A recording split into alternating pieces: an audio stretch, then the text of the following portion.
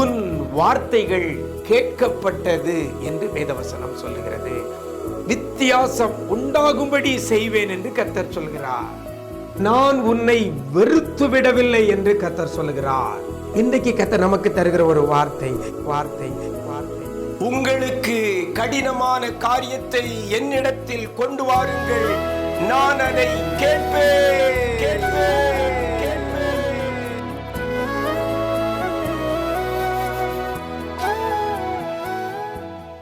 கிறிஸ்துவில் பிரியமானவர்களே, ஆண்டவரும் இரட்சகரும் ஆகிய இயேசு கிறிஸ்துவின் ஈடு இணையற்ற நாமத்தில் உங்களுக்கு அன்பின் வாழ்த்துக்களை தெரிவிக்கிறேன். நல்லா இருக்கிறீங்களா? எல்லாரும் சூப்பராக இருப்பீங்க அப்படின்னு கர்த்தருக்குள் நம்புகிறேன்.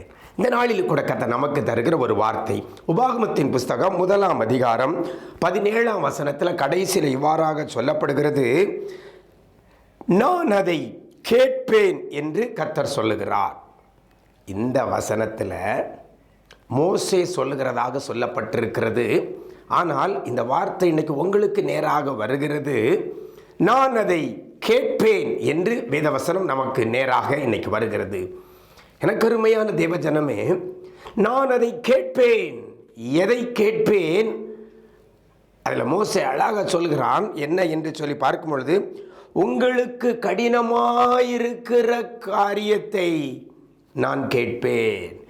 எது உங்களுடைய வாழ்க்கையில் கஷ்டமாக இருக்குதோ, எந்தெந்த காரியம் உங்களுடைய வாழ்க்கையில் கஷ்டப்படுத்தி கொண்டிருக்கிறதோ, உங்கள் குடும்பத்தை கஷ்டப்படுத்தி கொண்டிருக்கிறதோ, உங்களுடைய சரீரத்தை கஷ்டப்படுத்தி கொண்டிருக்கிறதோ, உங்கள் தொழிலை கஷ்டப்படுத்தி கொண்டிருக்கிறதோ, அதை நான் கேட்பேன் என்று வேதவசனம் சொல்லுகிறது.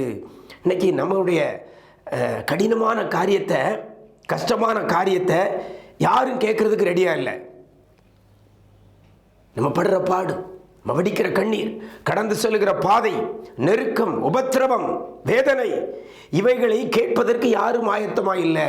நம்ம பிரச்சனை சொல்ல ஆரம்பித்தாலே நம்மளை விட்டு அவங்க எஸ்கேப்பாக தான் பார்க்குறாங்க மனிதர்கள். ஆனால் வேதவசனம் சொல்கிறது, உங்களுக்கு கடினமாயிருக்கிறதை நான் கேட்பேன் என்று வேதவசனம் சொல்லுகிறது. அப்படின்னா என்ன செய்யணும்? நம்முடைய வாழ்க்கையில் இருக்கிற கடினமான காரியம், பாரமான காரியம் கர்த்தர் கேட்க வேண்டுமானால் ஒன்று செய்ய வேண்டும். இந்த வசனத்தில் அழகாக மோசே சொல்லுகிறார். எப்படி? உங்களுக்கு கடினமாயிருக்கிற காரியத்தை என்னிடத்தில் கொண்டு வாருங்கள், நான் அதை கேட்பேன். அப்போ நம்முடைய கடினமான காரியத்தை கர்த்தரிடத்தில் கொண்டு வரணும். இன்னைக்கு நம்முடைய கடினமான காரியத்தை யார்கிட்டையோ கொண்டு போய்கிட்டு இருக்கிறோம். எனக்கு அருமையான தேவஜனமே, எங்கே கொண்டு போய்கிட்டு இருக்கிறீங்க? நம்ம கடினமான வியாதியை மருத்துவமனையில் போய் மருத்துவரிடத்தில் கொண்டு கொடுத்து கொண்டிருக்கிறோம். நம்முடைய பொருளாதார கஷ்டமான காரியத்தை கொண்டு ஃபைனான்ஸ் கொடுக்கிறவங்களையோ பேங்க்லேயோ கொண்டு நம்ம கொடுத்துக்கிட்டு இருக்கிறோம். அந்த காரியங்களை உதவி செய்கிற மனிதனை தேடி போய் கொண்டு கொடுத்து கொண்டிருக்கிறோம். பட்டம் பதவி பெற்றவர்கள், அதிகாரத்தில் இருக்கிறவங்கிட்ட போய் நம்ம காரியங்களை கொண்டு கொடுத்து கொண்டிருக்கிறோம். வசனம் சொல்லுகிறது, உங்களுக்கு கடினமாயிருக்கிற காரியத்தை என்னிடத்தில் கொண்டு வாருங்கள், நான் அதை கேட்பேன். அப்படின்னா இன்னைக்கு ஒரு தீர்மானம் பண்ணுங்க.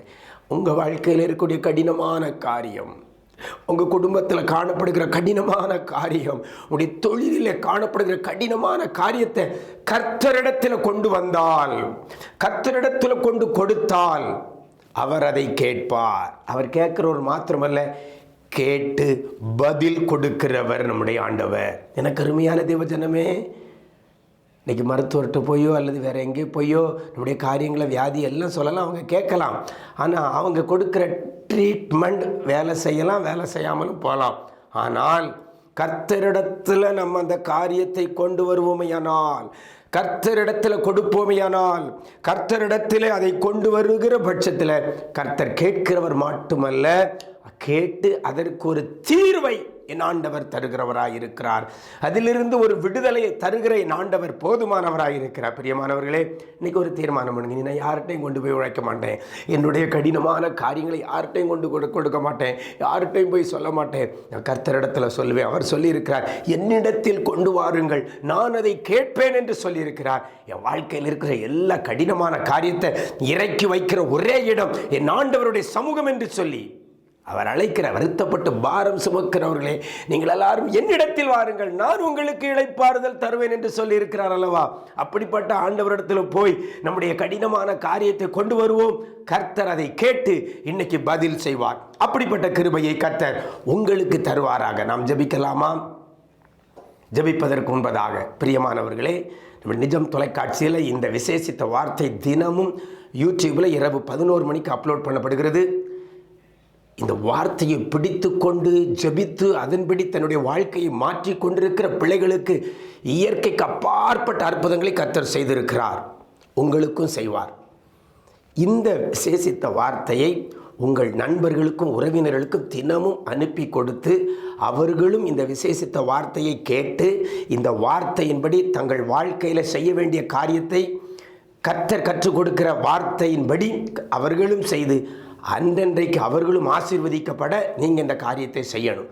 ஒருவேளை உங்களுடைய மொபைலுக்கு இந்த விசேஷித்த வார்த்தை வர வேண்டும் என்று சொன்னால் இப்பொழுது திரையில் காண்கிற எண்ணில் வாட்ஸ்அப்பில் உங்களுடைய பெயர், உங்களுடைய ஊர், எனக்கு விசேஷித்த வார்த்தையை அனுப்பி வையுங்கள் அப்படின்னு சொல்லி ஒரு மெசேஜ் நீங்கள் அந்த வாட்ஸ்அப் நம்பருக்கு நீங்கள் அனுப்பிவிட்டால் தினமும் உங்களுக்கு இந்த விசேஷித்த வார்த்தை உங்களுடைய வாட்ஸ்அப்பில் வந்து சேர்ந்துடும்.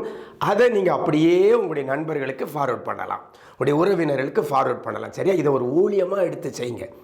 இது ஒரு ஆண்டவருடைய வார்த்தையை அறிவிக்கிற ஒரு காரியம். உங்களுடைய நண்பர்கள் உறவினர்களுக்கு இதை அனுப்புவதற்கு நாங்கள் உங்களுக்கு அனுப்பி தருகிறோம். அதை உங்கள் நண்பர்கள் வட்டத்துக்கு நீங்கள் அனுப்பி கொடுங்க. இதுவரைக்கும் நம்முடைய நிஜம் தொலைக்காட்சி யூடியூப் சேனலை சப்ஸ்கிரைப் பண்ணலைன்னா இன்றைக்கே சப்ஸ்கிரைப் பண்ணிவிடுங்க. 2 யூடியூப் சேனல் இருக்கிறது. ஒன்று நிஜம் டிவி, இன்னொன்று நிஜம் டிவி லைவ்.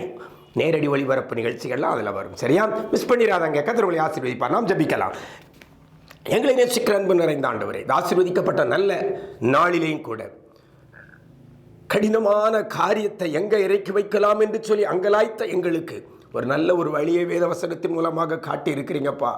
உங்களுக்கு கடினமாக இருக்கிற காரியத்தை என்னிடத்தில் கொண்டு வாருங்கள், நான் அதை கேட்பேன் என்ற வார்த்தையின்படி இனி இந்த வார்த்தையை கேட்ட பிள்ளைகள் எந்தெந்த காரியங்கள் வாழ்க்கையில் கடினமாக இருக்கிறதோ, குடும்பத்தில் கடினமாக இருக்கிறதோ, தொழிலில் கடினமாக இருக்கிறதோ, சரீர ஆரோக்கியத்தில் கடினமாக இருக்கிறதோ, குடும்ப சூழ்நிலையில் எது எது கடினமாக இருக்கிறதோ அத்தனை காரியத்தை உம்மிடத்தில் கொண்டு வந்து ஆண்டவரே இறக்கி வைத்து நீர் வைத்திருக்கிற மேலான நன்மைகளை விடுதலைகளை பெற்றுக்கொள்ள உதவி செய்யுங்க. கடினமாக இருக்கிற காரியத்தை உம்மிடத்தில் கொண்டு வருகிற பிள்ளைகளுக்கு என் ஆண்டவர் அற்புதங்களை அதிசயங்களை செய்ய போறபடியால் உமக்கு நன்றி செலுத்துகிறோம். உன் விண்ணப்பத்தை கேட்டேன், உன் கண்ணீரை கண்டேன் என்று சொல்லி பிள்ளைகள் கடினமான காரியத்தை என் ஆண்டவர் மாற்றி லகுவாக்க போறதற்காக நன்றி செலுத்துகிறோம். ஆண்டவரே நீங்க செய்யுங்கப்பா. உண்மையே நம்பி இருக்கிற பிள்ளைகளுக்கு ஆண்டவரே இருக்கக்கூடிய எல்லா கடினமான பாதையை, கடினமான சூழ்நிலையை, கடினமான காரியங்கள் அத்தனையை ஆண்டவர் நீர் மாற்றி போடுவீராக. நீங்க செய்ய போறதற்காக நன்றி. பிள்ளைகளை சாட்சியாக நிறுத்த போறதற்காக நன்றி செலுத்துகிறோம். கிருபைகள் பெருகட்டும். மீட்பரே இயேசுவின் மூலம் ஜெபிக்கிறோம் நல்ல பிதாவே. ஆமேன், ஆமேன். பிரியமானவர்களே, ஆண்டவர் வேதவசனத்தின் மூலம் அழகாக சொல்லி தந்துட்டார். கடினமான காரியத்தை நீங்கள் வச்சுக்கிட்டு இருக்காதங்க, கர்த்தரிடத்தில் கொண்டு வாருங்கள்.